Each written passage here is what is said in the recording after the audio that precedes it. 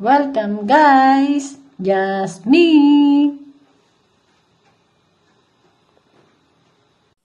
Hello mga guys! Welcome sa ating pagbablog uli at ngayon ay mag-unboxing tayo ng aking nabiling maliit na ito po ay hagdan. Tingnan natin ang itsura kasi nakatupi siya.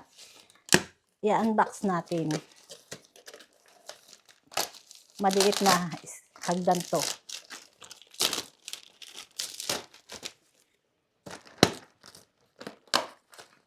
Para hindi na tayo laging kumukuha ng mahabang hagdan, ano. Ito, madali siyang gamitin. Hindi na kailangan pang, yan, pag mga sobrang medyo hindi naman katamtamang taas, pwede natin itong gamitin. Ito, tanggalin natin to. Bali ganito itsura niya. Yan, ganito. Tingnan natin kung paano i-open to. Iniikot na ganito. Yan, di ba? Oh. Hagdan na siya. Pag meron kayong kukunin na medyo mataas-taas ng konti, o di ba? Meron na, tapos isang pwede rin siyang gawing upuan.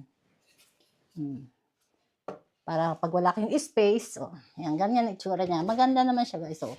Hindi naman siya talagang masisira. Kahoy to. Made of wood. Ang ating maliit na hagdan. Tapos meron pa tayong bali, itsura niya ay bali, ilang baitang? 2 baitang, 1, 2, 3 baitang. At ito ay yung tawag dito, natutupi siya. Natutuping ganito ang itsura niya. Ayan, para mas maganda, di ba? Para na rin siyang upuan, pero mas maganda siyang gawing, di ba, hagdan na hindi siya talagang pag maliit ang bahay nyo. Ito, tapos meron pa tayo isa pang i-unbox. Nakabili ako ng ganito. Dalawang ating unbox ngayon.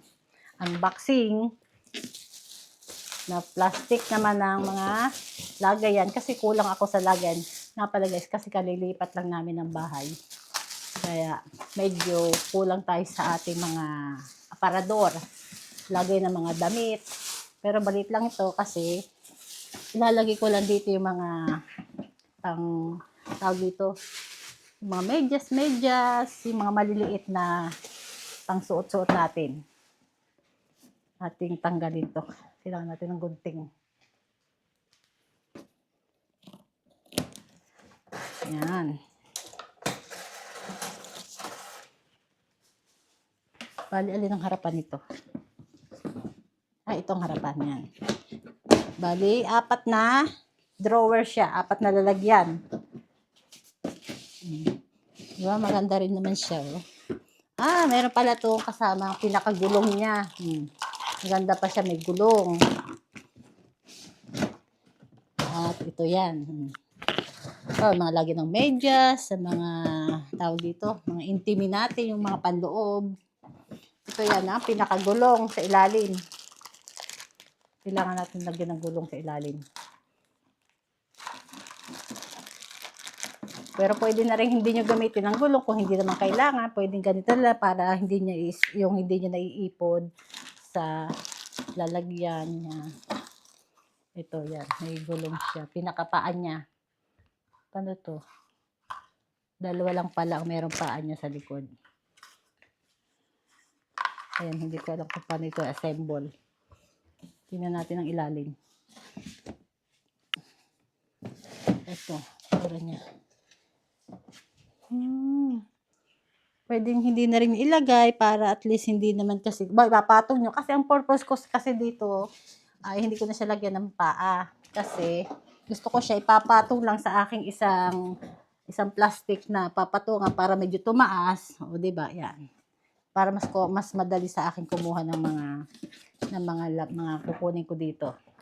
O, yan. Diba? Kasi maliit ang bahay namin. Kaya kailangan ko lang ng mga maliit na bagay. At yung madaling buhatin, madaling ilipat kung gustong maglipat uli. O yan, mga guys. mga viewers. Ito ang ating unboxing for today. Dalawang nabili ko mga mura lang siya mga guys.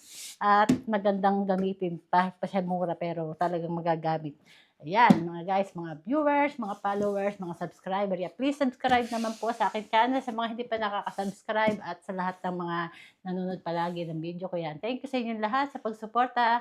Hanggang dito na lang ating pag-video. Bye!